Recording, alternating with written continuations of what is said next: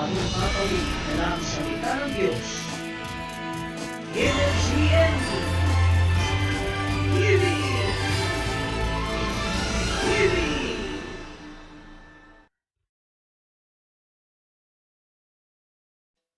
Mayong adlaw sa tanan, kini ang inyong alagad Bishop Butsi Pala, magadala sa mensahe nga giuluhan ang linaw sa kalayo para lang bagayod kang Satanas ug sa iyang mga anghel.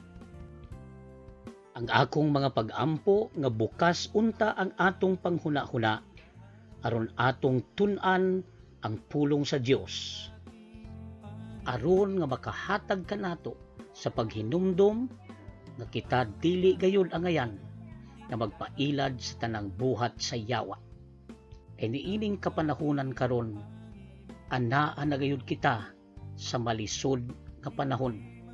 Gitagna na kini sa Biblia nga niya na kita sa ulahi nga mga adlaw na manggawas na ang tanang kadautan tungod kay nasayod ang demonyo nga hapit na ang iyang panahon nga siya pagahukman na ni Jesus aron bayaran ang tanan niyang kasalanan sa pagsupak sa Ginoo. Gipadayag kapitulo 12 bersikulo 12 o Revelation chapter 12 verse 12. Busa paglipay kamo nga nagapuyo sa langit, apan alaot kamong mga nagapuyo sa yuta ug sa dagat, tungod kay mikanaog na si Satanas diha kaninyo, nasuko siya pag-ayo tungod kay nahibaluan niya nga mubo na lang gayod ang iyang panahon nga nahibilin. Gipadayag kini sa Dios kang John the Beloved aron atong masayran nga nag-double time gayod si Satanas sa iyang pagpanglinlang, pagpanintal sa tanang mga tao nga dili gagamit sa ilang mga utok aron sila mahitumpawak sa kapungot o kasuko ni Satanas. Kay gusto sa yawa nga daghan ang iyang madala ug madamay didto unya sa kalayo nga walay pagkapalong, kay iya man gayong silutan si Satanas nga misupak ng daan didto pa sa langit sa kabubuton sa Dios. Mao nang gusto ni Satanas damayon ang mga tawo ni ining kalibutana. Dili kita angayan nga magpailad sa yawa tungod kay gisultihan na kitang daan ni Jesus samtang niya pa siya sa kalibutan aron kitang tanan makaandam na sa tanang pagabuhaton sa demonyo nga lipat-lipat sa atong kinabuhi. 1 Jes bersikulo 10 o John chapter 10 verse 10, ang katuyuan sa kawatan mao ang pagpangawat, ang pagpatay ug ang pagpangguba. Apan mianhi ako dinhi sa kalibutan aron mahatagan ko ang mga tao sa kinabuhi nga madagayaon. Klaro kaayo ang gitugon ni Hesukristo nga ang kawatan o si Satanas ianhi lamang aron kita kawatan, aron kita gubaon, aron kita iyang dalahon sa impyerno. Apan si Jesus mianhi aron matagaan kitag kinabuhi nga madagayaon. Sa ato pa igsuon ko, naa kang Jesus ang kinabuhi nga madagayaon, kinabuhi nga malipayon, kinabuhi nga puno sa kalipay ug puno sa kadaugan. Apan tungod kay ang tao lagi gahig-ulo, ang tao lagi adunay prinsipyo nga sukwahi sa kabubuton sa Dios, daghan ang nahitumpawak sa kadautan tungod kay nailad sila ni Satanas. Hebreo 10 bersikulo 26 hangtod sa 27 or Hebrews chapter 10 verses 26 to 27. Kay kun nakahibalo na kita sa kamatuuran apan padayon paghihapon kita sa pagpakasala, wala nay halad nga mahimong ihalad aron mapasaylo ang atong mga sala.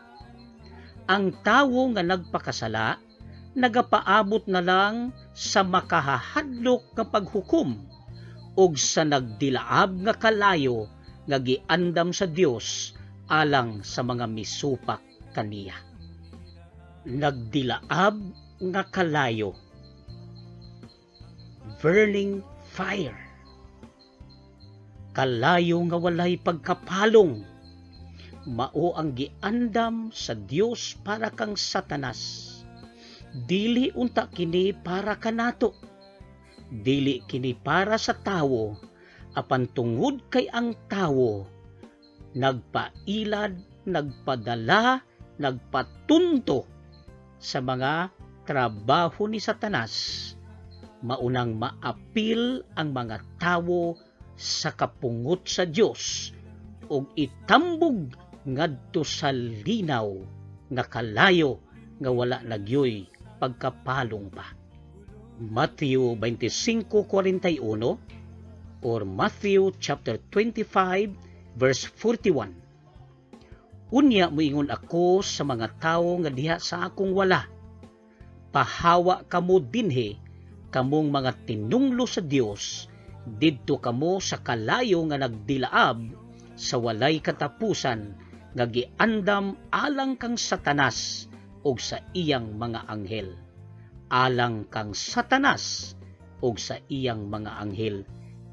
Walay apil ang tawo sa pag-andam sa Dios niining nagdilaab nga kalayo. Kalayo nga walay pagkapalong, giandam lamang niya kini alang kang Satanas ug sa iyang mga anghel. Timan-an nato kini, higala ko. Wala kita maapil sa plano ni ining kalayo para lamang unta kini kang Satanas. Base ni ini karon nga kamatuoran nga atong nasayran, imo pa bang isugba o itukmod ang imong kaugalingon, ang imong pamilya, ang imong kaparintihan, o kinsa man nga nakaila usab kanimo aron mahitumpawak nining kalayo nga nagdilaab nga walay pagkapalong? Huna-hunaa kini pag-ayo samtang aduna pay dakong panahon. Namatay si Jesus sa makausal lamang gayon ug dili na kini niya utruhon pa. Nahuman na ang kaluwasan. Gibuhat na kini ni Jesus 2020 years ang milabay. Namatay siya sa krus alang kanimo ug kanako aron luwason gikan sa pagpakasala. Kun imo pa kining kumpiyansahan, sakyan kini ni Satanas aron ikaw madalan niya, mailad pa niya ngadto sa linaw nga kalayo nga giandam sa Dios. Akong balikon, giandam sa Dios para kang Satanas ug sa iyang mga anghel. Matthew 25 verse 41. Paabuton pa ba nato ang hukom? Ayha kita magbag-o sa atong kinabuhi? Gusto bagyod nato tagamtamon ang kapungot sa Dios. Kini na ang tamang panahon nga alagaron si Jesus, dili ang reliyon. Tuhui, dawata si Jesus sa imong kinabuhi ug sa tibuok mong pamilya ug atong matagamtaman ang kinabuhi nga walay katapusan diha lamang kang Hesukristo. Juan 1 versikulo 12 or John chapter 1 verse 12. Si kinsa kadtong mituo ug midawat kaniya buot ipasabot kang Jesus, iyang gitagaan og kagahom nga mamahimong anak sa Dios. Kinsa kadtong mituo ug midawat kang Jesus, klaro sa simple nga pagpanabot, si Jesus ang dalan, kamatuoran ug ang kinabuhi. Walay makaadto sa langit gawas kung pinaagi kang Heso Kristo lamang. Juan 14 versikulo 6 or John chapter 14 verse 6. Andam ka na ba sa kinabuhi nga walay katapusan? Anaa kanimo ang pagpili akong higala. Ang Diyos magpanalangin kanatong tanan, maayong adlaw. Maayong kapawid na lang salita ng Diyos. MFCN